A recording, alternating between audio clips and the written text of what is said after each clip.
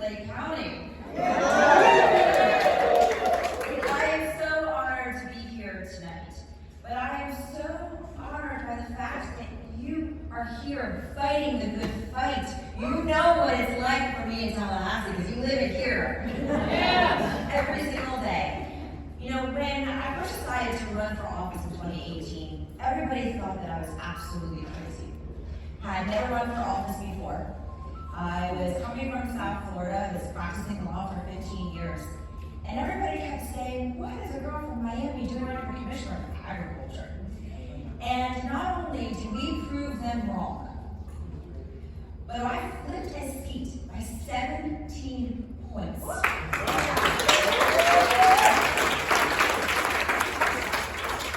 I didn't do it alone. You all were by my side every step along the way. And what we had to do in 2018 is what we're going to have to do in 2022. We are going to have to talk about issues that impact not just Democrats, but independents and Republicans.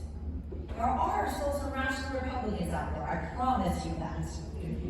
Now, what has happened with the Republican Party, and some of you have made reference to that, they have become radicalized. They have left their issues for us to take. That means sensible control locally. That means local control, that means home rule. That means free market, economic opportunities. But I think we have to go deeper than that. What they have done for this state is they have created a culture war. And they're expecting us as Democrats to play on their field. We've got to flip the table around.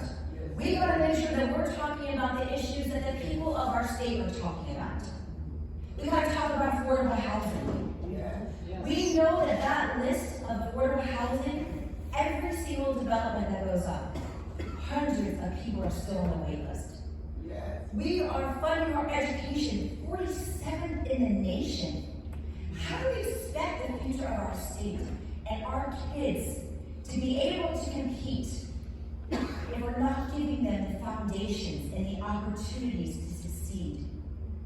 We haven't invested in infrastructure. You see buildings collapsing in South Florida because we haven't invested. We heard also about broadband in our rural communities. What have we done? Nothing. But yet, when we pass the infrastructure bill on Friday, there's going to be 707,000 families that are now going to have access to broadband.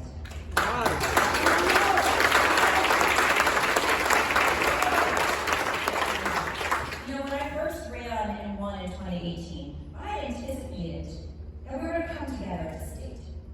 You know, I had anticipated, you're laughing, but I anticipated that we were going to do that because you had all four of us as a cabinet under the age of 50. We all had young families.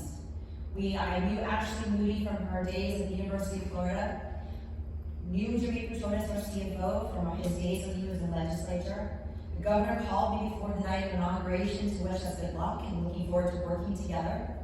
And for the first 6 months, I thought that that was going to be a reality. Because the people of our state, the people of our country, demand our leadership to work together. The founders of our state created a two-party system because neither side is going to be right all the time. And we got to come to the center because that's where the majority of the people are.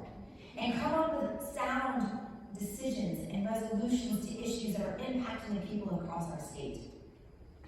Boy, was I wrong. Right.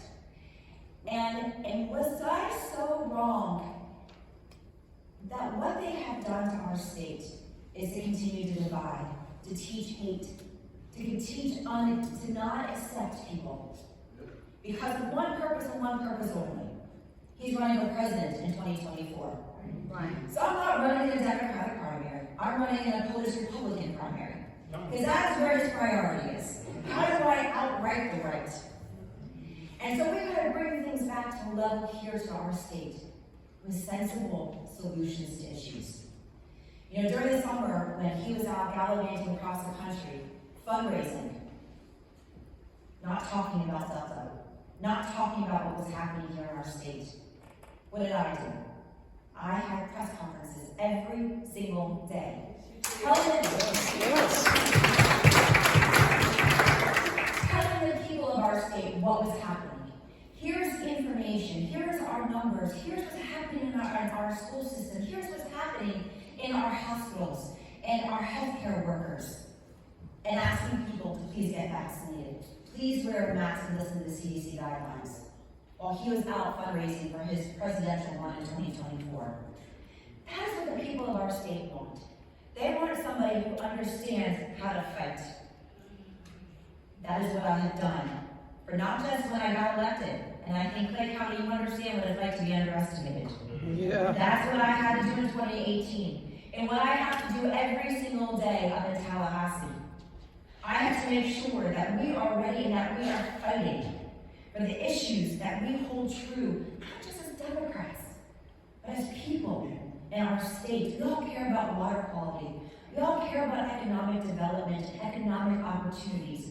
We all care about making sure that our kids are safe in school. But we also want to make sure that they've got opportunities to succeed once they graduate from school. And so when I decided in 2021 that I was going to run for governor, I knew that we had to do this differently. Because as I saw in 2018, what we didn't do right. 2018, I can't tell you how many times across the entire state when I was calling donors for fundraising, and I was calling and talking to DECs and talking to people across the state. Don't worry, Nikki. The top of the ticket wins you win too. That didn't happen. And when I sat back afterwards and I thought about this philosophy and this theory, and I said, you know what? There was never one time, not one time, after the primary, when Andrew and myself and Senator Nelson and Jeremy Ring and Sean Shaw and Purdy and our Senate victory and our House victory and our congressional delegation sat down with the map of Florida and said, okay, where's everybody good and bad? Where should our resources be to make sure that we are not just turning out the blue areas, but we're turning out all parts of our state and losing by less in other areas? That conversation never happened.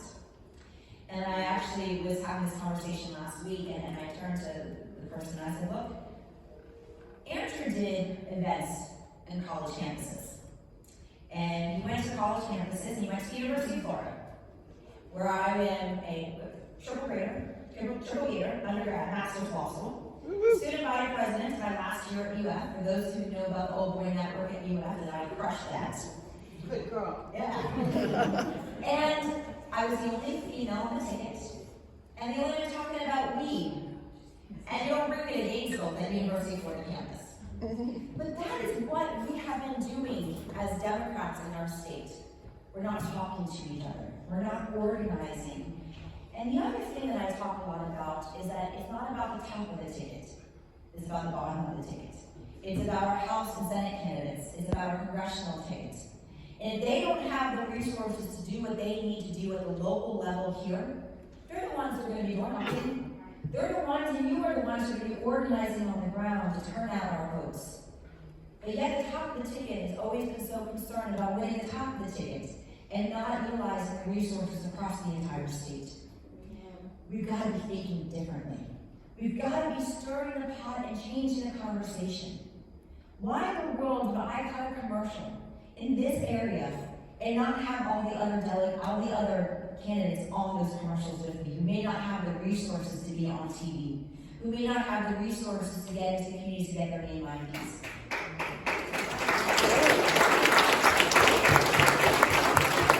Because when the bottom of the ticket wins, so does the rest of the ticket. And I need an army in Tallahassee. And so we gotta be building our bench. We gotta be talking to the people who are on the ground. And we have to be thinking differently.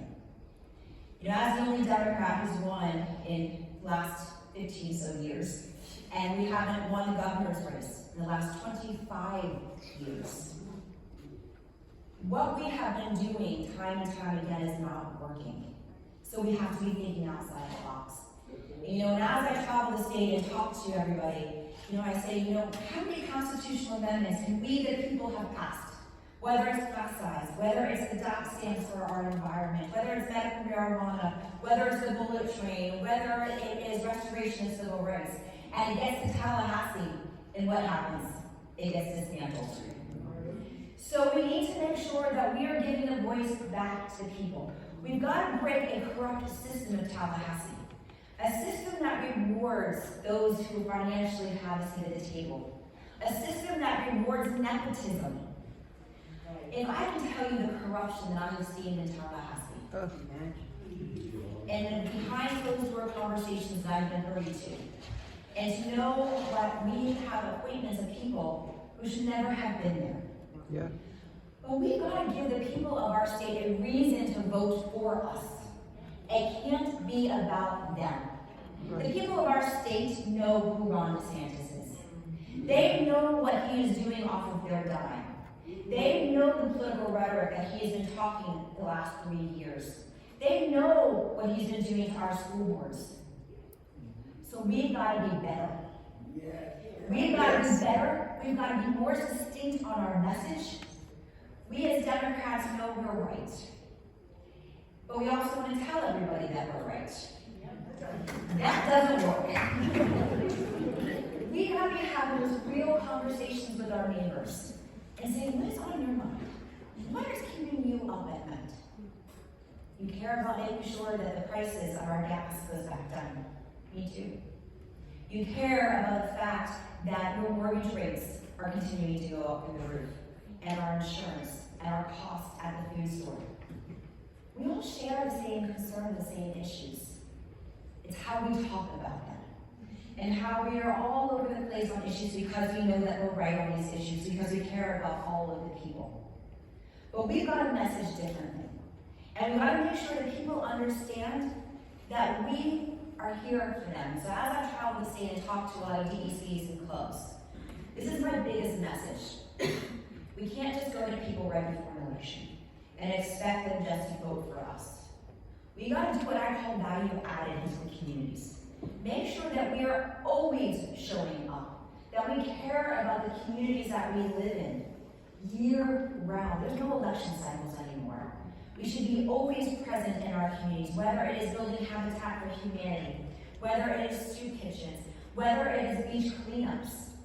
Find the issues in your community that resonate with the people, and go to the people, and show that we are here every day, year round. You know, I ask a lot, you know, what makes you different in this race?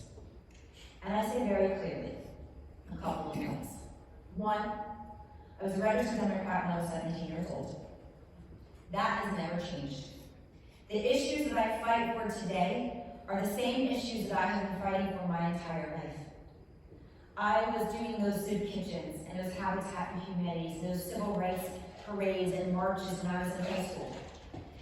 I was a public defender fighting against the injustice of our criminal justice system. I fought the corruption of the big banks during the foreclosure crisis. And now that I have spent 3 years in Tallahassee as your commissioner, the commissioner of the people, the same issues that I fought for then, the same issues that I fight for today. Some of the first things we did when I first took office, had our first LGBTQ advocate ever in the state of Florida. All right. Had the first ever diversity and inclusion director. Had the first Veterans Affairs inside of agriculture.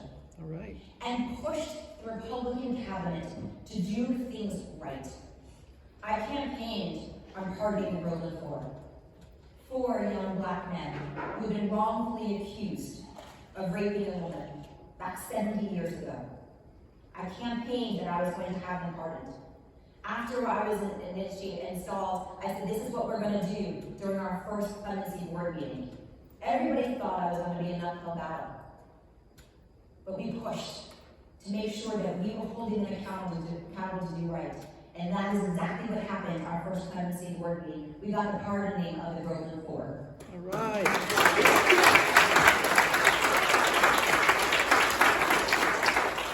And then I said, we're not going far enough, because pardoning means forgiveness. These 4 gentlemen should have never been charged and convicted to begin with. They should never be having to have asked for forgiveness. And so we have been fighting for exoneration since then. And as of 2 weeks ago, the state attorney went and filed a motion to the judge asking for those 4 gentlemen to be exonerated. All right. Another step forward in justice.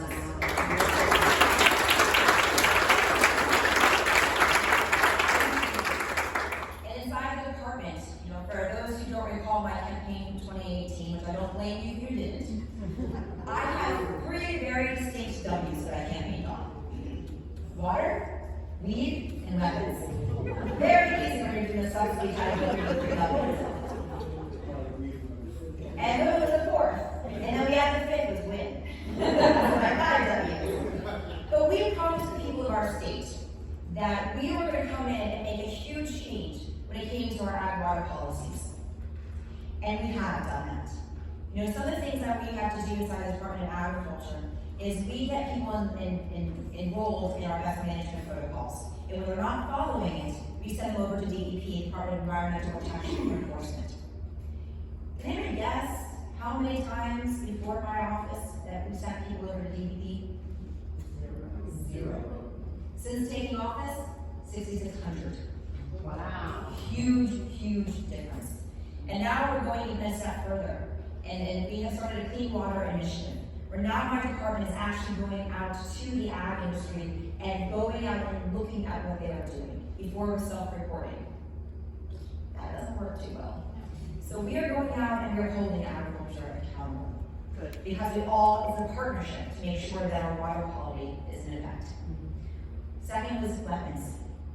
My predecessor allowed for 13 months background checks to not happen in the concealed weapons program.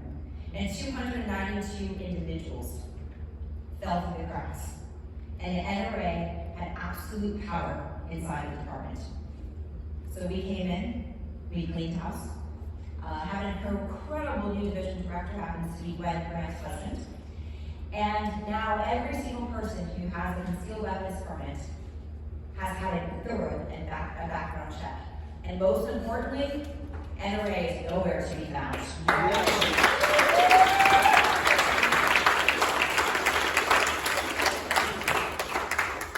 Third W, weed. Woo-woo. Woo-hoo. So one of the promises that I made to people of our state is one, is to be a thorn in the Department of Health side, which we have done every single step along the way. The other thing we did is that we legalized hemp in the state of Florida. So where are my bourbon and scotch drinkers? I got some of them here. So the way I try to like to describe it, you kind of have, the whiskey up here as kind of the overlap. Depending on how it's barreled and what kind of ingredients and where is whether you have bourbon or scotch. That's kind of like the cannabis world. You got kind of cannabis up here, depending on how it's grown, is whether or not it becomes marijuana or hemp. Hemp was part of the founding fathers brought here to our country because it is a replacement for our plastics, for our styrofoam. It's used as hempcrete. It's to replace our cottons, and it's to replace our papers. It's about 20 to 30,000 known usages, this hemp plant, not just the CBD side of things.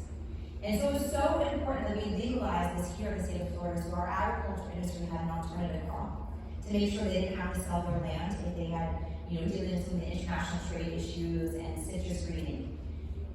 Since we legalized it, we have 10,000 new jobs, 25,000 acres under grow, and $381 million of capital value to our state in just year 1. All biodegradable products. This is what I call an industrial revolution that's going to happen in our state, and allowing our minority farmers and our smaller farmers who've been cut out of the marijuana space so far an opportunity to get in here, to be prosperous, to have entrepreneurs be entrepreneurs, and farmers be farmers, and retailers be retailers. But the other thing that you did when you elected me as your commissioner, you did put me a member of the Florida cabinet. And so I get to sit 2 chairs away from Ron DeSantis. There's nobody who gets under his skin like that. So as we're sitting in cabinet meetings, and the second I start opening my mouth, there's like this twitch that he starts. That is very visible to anybody who's in the audience and who is watching. And so I have been every single day knowing the policy he's putting forward, the issues that he has been talking about, and have been that fighter in the arena against him every single day. And that is what we are going to need to beat him in 2022. We need a fighter.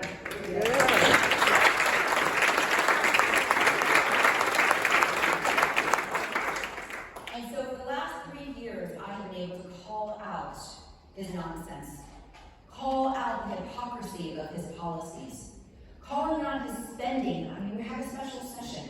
He wants to pull out of OSHA. I mean, he has lost his mind about what he's trying to do to our state. But I have been there every day, creating a check and balance in our government, and making sure the people of our state know exactly what he has done and what he has not done. And we have forced him to do things. He refused to pull down $870 million for our EBT, for emergency EBT for our families. $375 per child in 2.1 million families. His reasoning, he was the only one in the entire country. His reasoning, well, our kids were back in school, so they need that extra money. Let me tell you, I talk to families all day, all across our state. And I'm hearing stories of single mothers who are working 2 or 3 jobs, who are barely making ends meet, who are having to make a decision to put an extra $5 of gas in their gas tank to get to work the next day, or buy an extra loaf of bread. Don't tell me those families don't need an extra $375.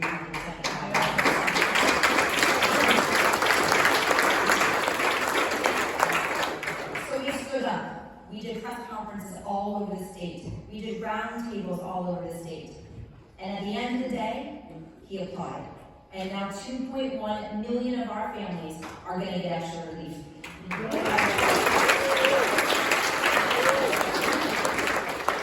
And he did the same thing for our education. He was leaving $2.1 billion on the table, $871 per pupil for our school system. He said, well, we don't need it. Our school boards aren't asking for it. I'm sorry, have you not been listening? Have you not seen our schools? Have you not heard the cries of our teachers and our administrators? And so again, he was the only governor in the country who did not apply. And we called him out on it every single day and forced him to apply for that money. Now that money is coming to the state of Florida.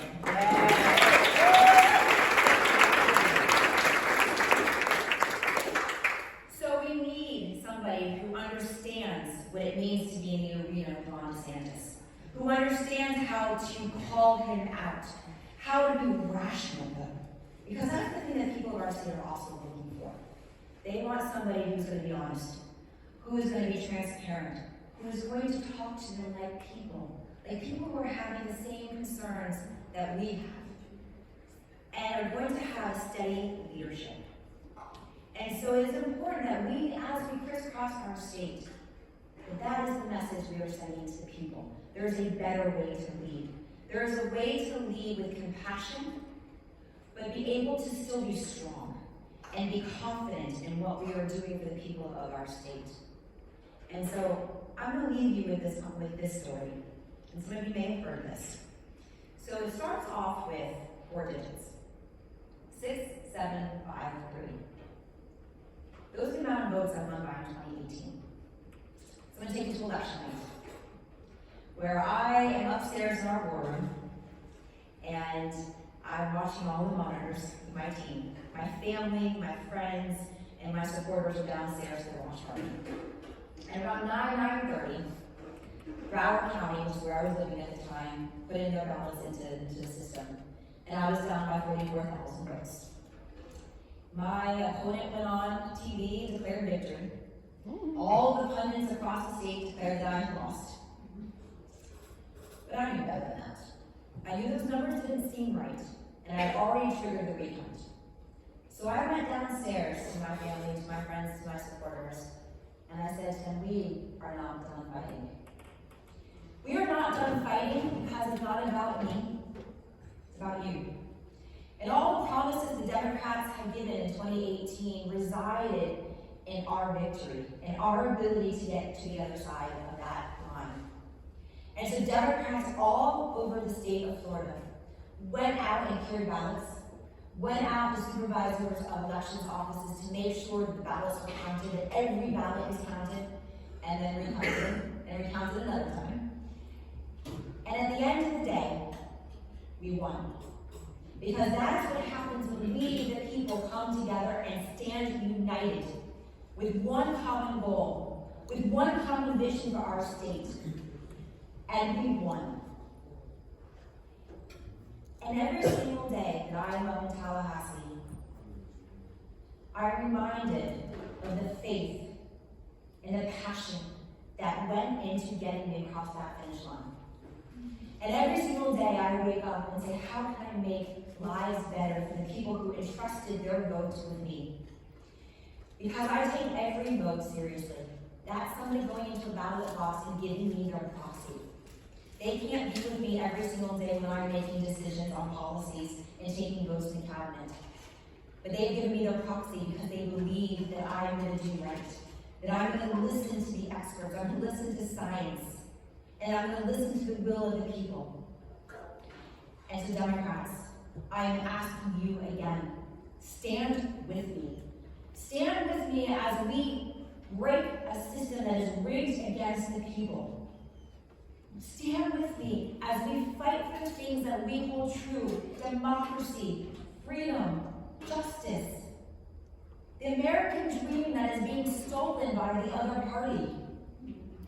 Stand with me as we shake things up in Tallahassee. I can't do this alone.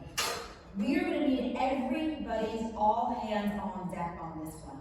And again, it's not just about the governor's mansion. It is about up and down the ballot. It's making sure that we've got diversity of voices, diversity of opinion, and of ideas. And to finally get rid of the nepotism and corruption that is Tallahassee. The amount of stories of corruption I can tell you, we would be here all night, and tomorrow, and the day after. We gotta end that. That's not what's working for the people. In Tallahassee, they care about one thing only: power. How do we stay in power? And so we've now had 25 straight years of a one-party rule of our state. We gotta change that. The founders of our country wanted that. The people of our state have demanded that. And so you stick with me. You not only have a fierce fighter, you somebody who has an accomplishment list of before I was even in office, but our list of accomplishments as commissioner is pages long. Things that we can run on to show what happens when a Democrat gets elected. Look at all these things that we can accomplish. But we gotta do it together. And we gotta stand up for democracy, because they are every day trying to chip away from that. I was asked in an interview, and then I will end. I was asked in an interview about a month ago. I was up in Washington, D.C., and I had done an editorial basically talking about how democracy is on the line. And more so talking a lot about to our Latin American and our Hispanic constituents in our state. And saying very clearly, how can we fight for democracy in Cuba and Venezuela and Colombia if we're not fighting for democracy at home? Amen. And so this reporter asked me, are you exaggerating the situation? I said, have you seen January 6th? Have you seen that they're wanting to do audits of our elections? How they're voting for bills and passing bills that suppress our votes and suppress our right to speak and are taking away our control of our local governments? Don't tell me that I'm over-exaggerating this. Democracy is on the line. And we gotta fight for it. Generations that came before us fought for it. And we gotta do that again today. So stand with me, and you will have that fierce fighter that gets us to not only a governor, a Democratic governor in the governor's mansion, but the first female governor. Yeah.